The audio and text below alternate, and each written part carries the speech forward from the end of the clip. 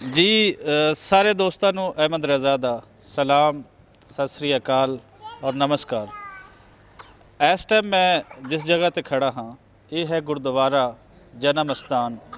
ਔਰ ਗੁਰਦੁਆਰਾ ਜਨਮ ਸਥਾਨ ਉਹ ਪਾਕ ਪਵਿੱਤਰ ਥਾਂ ਹੈ ਜਿੱਥੇ ਬਾਬਾ ਗੁਰੂ ਨਾਨਕ ਦਾ ਜਨਮ ਹੁੰਦਾ ਹੈ। ਗੁਰਦੁਆਰੇ ਦਾ ਏਰੀਆ ਬਹੁਤ ਵੱਡਾ ਹੈ, ਲੇਕਿਨ ਅਗਰ ਤੁਹਾਨੂੰ ਅਸੀਂ ਸਪੈਸੀਫਿਕ ਦਿਖਾਣਾ ਚਾਹੀਏ ਕਿ ਉਹ ਜਨਮ ਸਥਾਨ ਦੀ ਜਿਹੜੀ ਥਾਂ ਹੈ ਉਹ ਕਿਹੜੀ ਹੈ, ਤੇ ਉਹ ਇਹ ਹੈ ਜਿਹੜੀ ਸਾਡੇ ਸੱਜੇ ਹੱਥ ਸਾਨੂੰ ਨਜ਼ਰ ਆ ਰਹੀ ਹੈ। ਇਹਦੇ ਵਿੱਚ ਤੁਹਾਨੂੰ ਅਸੀਂ ਯਕੀਨਨ ਪਹਿਲੇ ਦੀ ਦਿਖਾ ਵੀ ਚੁੱਕੇ ਹਾਂ, ਮਜ਼ੀਦ ਅੱਗੇ ਵੀ ਤੁਹਾਨੂੰ ਦਿਖਾਵਾਂਗੇ। ਔਰ ਇਸ ਟਾਈਮ ਮੈਂ ਜੋ ਖੜਾ ਹਾਂ ਮੈਂ ਉਸ ਦਰਖਤ ਦੇ ਥੱਲੇ ਖੜਾ ਹਾਂ। ਇਸ ਦਰਖਤ ਦੀ ਵੀ ਆਪਣੀ ਇੱਕ ਹਿਸਟੋਰੀਕਲ ਇੰਪੋਰਟੈਂਸ ਉਹ ਬਹੁਤ ਜ਼ਿਆਦਾ ਬਣਦੀ ਹੈ।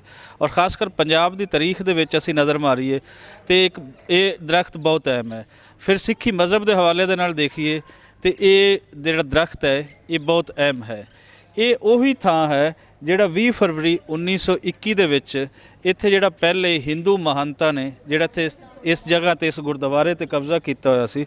ਉਸ ਤੋਂ ਬਾਅਦ ਸਰਦਾਰ ਲਕਸ਼ਮਣ ਸਿੰਘ ਤੇ ਉਹਨਾਂ ਦਾ ਜਿਹੜਾ ਜੱਥਾ ਸੀ, ਜਿੰਦੇ ਵਿੱਚ ਤਕਰੀਬਨ ਕੋਈ 200 ਲੋਕ ਸੀ, ਉਹਨਾਂ ਨੇ ਇਹਨਾਂ ਨੂੰ ਆਜ਼ਾਦ ਕਰਾਉਣ ਦੀ ਕੋਸ਼ਿਸ਼ ਕੀਤੀ ਔਰ ਉਹਦੇ ਬਦਲੇ ਦੇ ਵਿੱਚ ਉਹ ਸਾਰੇ ਲੋਕ ਸ਼ਹੀਦ ਕਰ ਦਿੱਤੇ ਗਏ। ਸਰਦਾਰ ਲਕਸ਼ਮਣ ਸਿੰਘ ਜਿਹੜੇ ਸੀ ਉਹ ਇਸ ਦਰਖਤ 'ਤੇ ਹੀ ਉਲਟੇ ਲਟਕਾਏ ਗਏ ਸੀ, ਸੋ ਉਹਨਾਂ ਦੀ ਸ਼ਹਾਦਤ ਇਸ ਦਰਖਤ 'ਤੇ ਹੁੰਦੀ ਹੈ।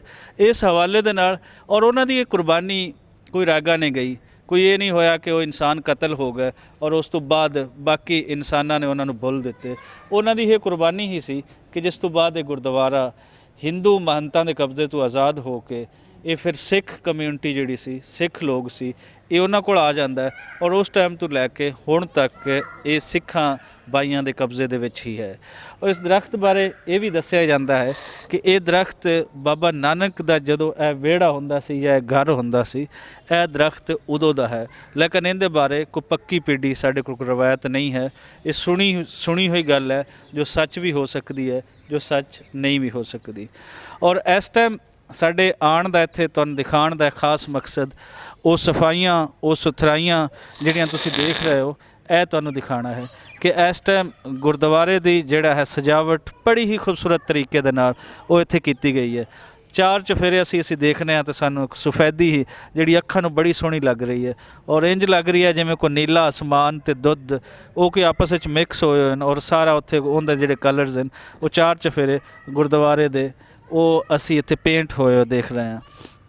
ਇੱਕ ਹਫ਼ਤੇ ਬਾਅਦ ਇੱਥੇ ਗੁਰਦੁਆਰਾ ਦੇ ਅੰਦਰ ਇੱਥੇ ਬਾਬਾ ਗੁਰੂ ਨਾਨਕ ਦੇ ਜਨਮ ਸਥਾਨ ਦੀਆਂ ਜਨਮ ਦਿਨ ਦੀਆਂ ਤਕਰੀਬਾਤ ਉਹ ਸਟਾਰਟ ਹੋ ਜਾਣਗੀਆਂ, ਜਿਸ ਤੋਂ ਦੁਨੀਆ ਭਰ ਦੀ ਸਿੱਖ ਕਮਿਊਨਿਟੀ ਉਹ ਵੀ ਆਏਗੀ। ਪਾਕਿਸਤਾਨ ਦੇ ਵਿੱਚ ਸਾਰੇ ਮਜ਼ਹਬਾਂ ਦੇ ਲੋਕ ਇੱਥੇ ਆਉਂਦੇ ਹਨ ਕਿਉਂਕਿ ਬਾਬਾ ਗੁਰੂ ਨਾਨਕ ਬਾਰੇ ਇਹ ਦੱਸਿਆ ਜਾਂਦਾ ਹੈ ਜਾਂ ਉਹਨਾਂ ਦੀ ਤਾਲੀਮਾਤ ਅਗਰ ਪੜ੍ਹੀਏ ਤੇ ਉਹ ਜਗਤ ਗੁਰੂ ਹਨ, ਉਹ ਸਾਂਝੇ ਸਭ ਦੇ ਗੁਰੂ ਹਨ।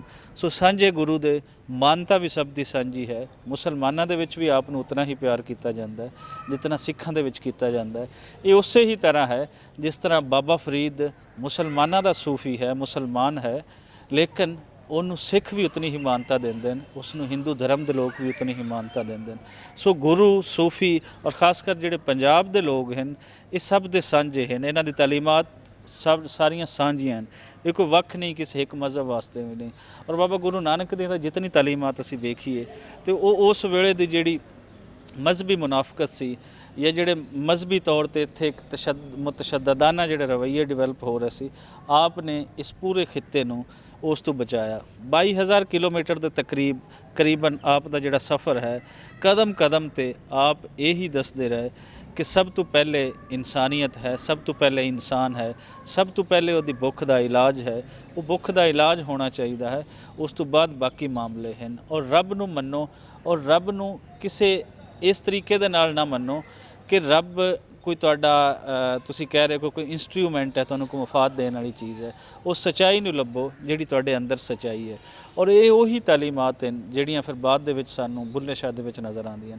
ਬੁੱਲੇ ਸ਼ਾਹ ਦੀ ਤਹਿਰੀਕ ਅਗਰ ਦੇਖੀਏ ਜਾਂ ਬੁੱਲੇ ਸ਼ਾਹ ਦੀ ਲਾਈਫ ਦੇਖੀਏ, ਉਹਨਾਂ ਦੀ ਪੋਟਰੀ ਦੇਖੀਏ ਤੇ ਉਹਦੇ ਵਿੱਚ ਬਹੁਤ ਸਾਰੀਆਂ ਚੀਜ਼ਾਂ ਸਾਨੂੰ ਬਾਬਾ ਗੁਰੂ ਨਾਨਕ ਤੇ ਬਾਬਾ ਬੁੱਲੇ ਸ਼ਾਹ ਦੀਆਂ ਸਾਂਝੀਆਂ ਮਿਲਦੀਆਂ।